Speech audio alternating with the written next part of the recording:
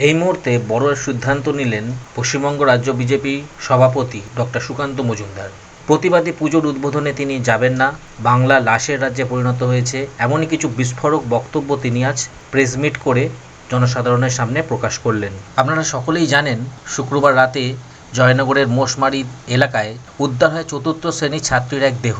Tuition পড়তে বেরিয়ে নিখোঁজ হয়েছিল সে। পরিবারের দাবি 10 বছর বয়সে ওই কিশোরীকে ধর্ষণ করে খুন করা হয়েছে। এই ঘটনায় যদিও মোস্তাকিন সর্দার নামে 19 বছর বয়সী এক যুবককে গ্রেপ্তারও করেছে পুলিশ। এদিন দুপুরে নিহত নাবালিকার দেহ নিয়ে যাওয়া হয় পদ্মের ঘাট গ্রামীণ হাসপাতালে। এরপর চূড়ান্ত আরোজাকাতা তৈরি হয় সেখানে। হাসপাতালে গিয়ে বিক্ষোভ দেখাতে থাকেন মৃতের গ্রামের বাসিন্দারা। তখন সেখানে পৌঁছায় স্থানীয় তৃণমূল বিধায়ক গণেশচন্দ্র মণ্ডল। তাকে দেখে তাড়া করেন বিক্ষোভকারীরা, আপনারা সকলেই সেটা জানেন। কিছুক্ষণ বাদে সেখানে পৌঁছায় তৃণমূল সাংসদ প্রতিমা মণ্ডল। তাকে দেখে গো ব্ল্যাক স্লোগানও ওঠে হাসপাতালে, সেটাও আপনারা দেখেছেন। এছাড়াও সেখানে পৌঁছায় বিজেপি নেত্রী অগ্নিমিত্রা পাল এবং বাম নেত্রী মীনাক্ষী মুখোপাধ্যায়। অগ্নিমিত্রা পাল বলেন, বাবার সঙ্গে অর্থাৎ মৃতার বাবার সঙ্গে কথা হয়েছে, ওনার দেহ সংরক্ষণ করতে বলে রেখেছি, দেহ সংরক্ষণ করতে রাজিও হয়েছেন তিনি, আর একটা আরজিকর হতে সেখানে দেব না। এবার শুনে নেব আমাদের বিজেপির রাজ্য সভাপতি ডক্টর সুকান্ত মজুমদার তিনি কিভাবে বিক্ষোভ দেখালেন এবং তিনি কি প্রকাশ করলেন। চলুন শুনে নিই তার বক্তব্যটি। তুলে নিয়ে যায় এবং গোটা রাত তাকে অত্যাচার করে, তাকে রেপ করে, তাকে মার্ডার করে ফেলা হয়। আজ সকালে তার পরিবার এবং গ্রামবাসীরা যখন সেই দেহ পায়, তারা প্রতিবাদে ফেটে পড়ে। তার কারণ, গতকাল মেয়েকে যখন পাওয়া যাচ্ছিল না, তখন পরিবারের লোকজন পুলিশের কাছে গিয়ে এই এফআইআর নেবার কথা বলে, কিন্তু পুলিশ কোনো কমপ্লেন বা এফআইআর নিতে রাজি হয়নি।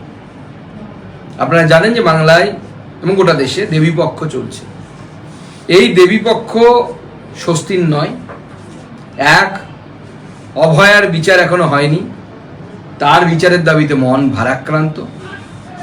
অত্যাচারের যাবতীয় তথ্য প্রমাণ নষ্ট করার জন্য যেভাবে দুর্বৃত্তদেরকে বাঁচানোর চেষ্টা হয়েছে, সেজন্য মানুষের মধ্যে আক্রোশ আছে, মানুষ রুষ্ট এই সরকারের উপরে, মমতা বন্দ্যোপাধ্যায়ের উপরে। এবার দেবীপক্ষের মধ্যে যেভাবে জয়নগরের বিজয়াকে নির্যাতন করে, তাকে ধর্ষণ করে মারা হয়েছে, একজন নাগরিক হিসেবে, মেয়ের বাবা হিসেবে আমি ঠিক করেছি যে আমার বহু জায়গায় বারোয়ারি পুজোতে পুজো উদ্বোধন করার যাওয়ার কথা ছিল। আমি মণ্ডপে যাব, কিন্তু কোথাও পুজো উদ্বোধনে যাব না।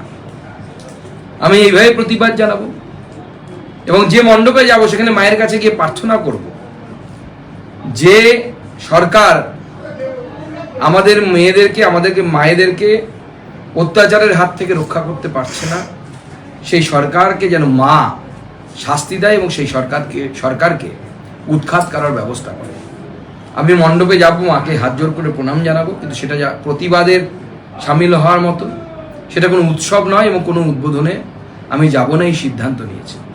এবং আগামীকাল যদি সব ঠিকঠাক থাকে, আমি জয়নগরেও পৌঁছবো।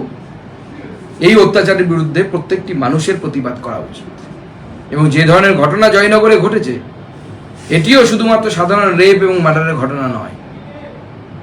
এই ঘটনা অত্যন্ত চিন্তার ঘটনা, অত্যন্ত মন খারাপ করে দেওয়ার ঘটনা। এবং আমার মনে হয় যে এই ঘটনা বন্ধ হওয়া উচিত এবং এই সরকার সম্পূর্ণরূপে ব্যর্থ।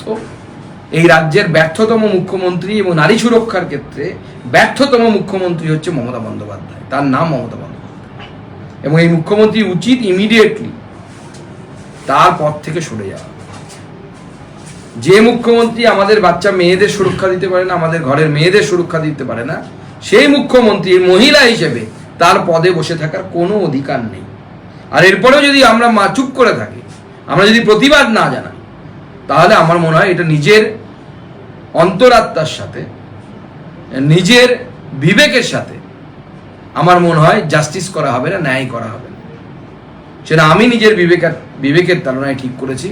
আমি এবার কোথাও পূজা উদ্বোধন করতে যাব না। পুজোতে যাব, মাকে প্রণাম করব, বাঙালির সর্বশ্রেষ্ঠ উৎসব, কিন্তু আমরা উৎসব হিসেবে পালন করব না। এবার উৎসব নেই, কারণ মাননীয় মুখ্যমন্ত্রী সবের রাজ্যে পরিণত করেছে, বিশেষ করে মেয়েদের জন্য এই রাজ্যকে সব এর রাজ্যে পরিণত করেছে মাননীয় মুখ্যমন্ত্রী এবং তার প্রশাসন।